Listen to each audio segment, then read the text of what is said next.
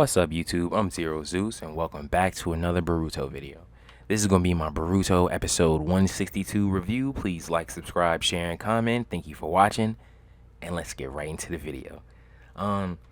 This was another hype episode. It's just like, I was really hoping that this episode would be good. The manga chapter was definitely good. It's just like everything just landed the way that it was supposed to.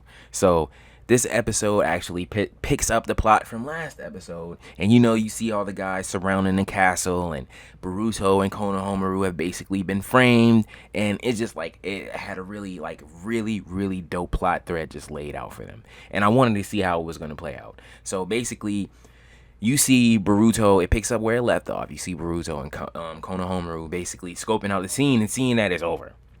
They know they've been set up and they got to make a run for it, but they jump out the windows, and basically, the guys outside, they do the one thing that everybody always does that never kills anybody ever, and they throw kunai and stuff. And, Boruto and Konohamaru block them with ease and stuff like that. And they basically make a run for it.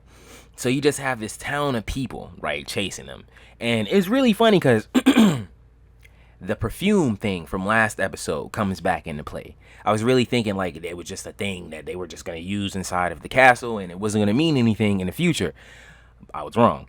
Basically, even though I don't know how the guys would just know and just distinctively put the smell to them and only them, or I don't know, maybe they noticed and I just didn't notice throughout the episode that Boruto had that smell specifically, but they just smelt it and they knew where to find him, right?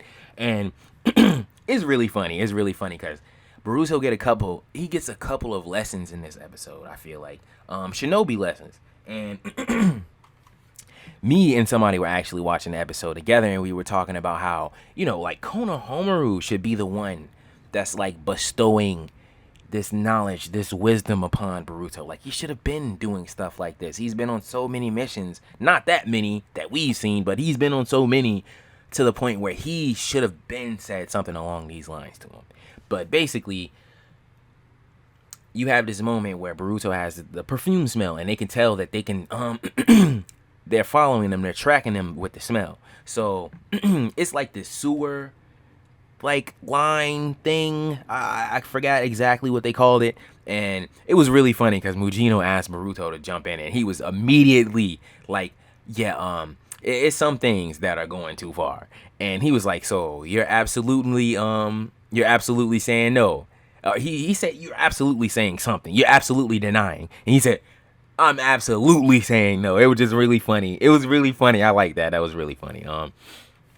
So basically, he just walks off. Mujino walks off like nothing's going on. He's gonna like push him in there, or he's gonna do something. And then he just trips him, and he falls in there. And you just have, I don't know. It just seems like he was not willing to sit there and keep arguing with Boruto to get him to do it. I guess if he didn't push him in, he was never going to do it. So basically, right after he does that, Mujino jumps in too, and I guess they swim along it or something like that.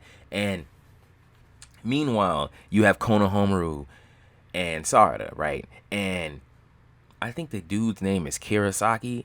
You have Konohamaru turning back into him, basically going, and I think trying to get information. I forget. I can't exactly put my finger on what he was really supposed to be doing, but he goes back to the merchant shop, and he goes back and he's talking to the merchant, and this is the same person that was suspicious of him at first.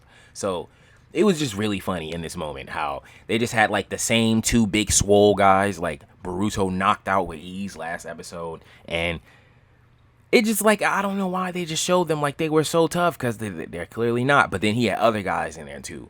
And then there's another thing. I just feel like it really feels like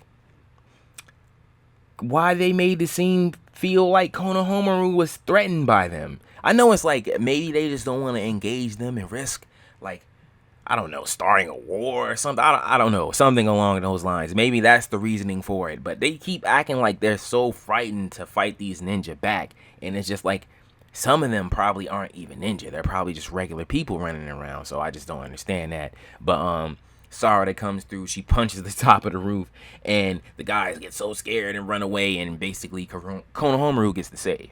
Right now, back to Boruto and Mujino. And at the same time, it's really crazy because the little girl who is connected to the antibodies, and Victor, and like getting tossed out. No, that butler and getting tossed out and stuff, and like, okay, it was a pit pocket in the beginning of the arc that they had just pointed out and seen when they were in the Land of Silence, when they first got to the Land of Silence.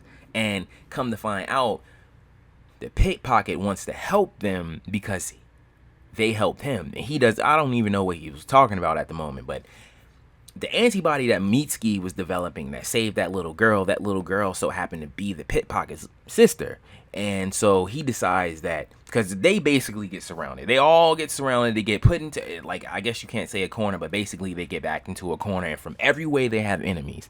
And it's still like, I just feel like they'd be able to fight their way up out of it. I just really feel like it wouldn't be as much of a problem as they're making it. But the little boy, the pit pocket, he shows up and he's like in a dream and stuff. And he basically leads them away. He finds a way to lead them away. And he finds a way to track down, you know, the guys with the funny earrings that they're looking for. And they have like this, I don't know, contact system, call it. And it's kind of like, you remember when you were younger and like on a lot of cartoons, Ed and Eddie and stuff like that, and like some of those older movies, they would just have like the cans connected with a string, and they just have people talking through them, like somehow, I don't know how that works, but somehow, and they just have people talking through them. And it just kind of reminded me of that.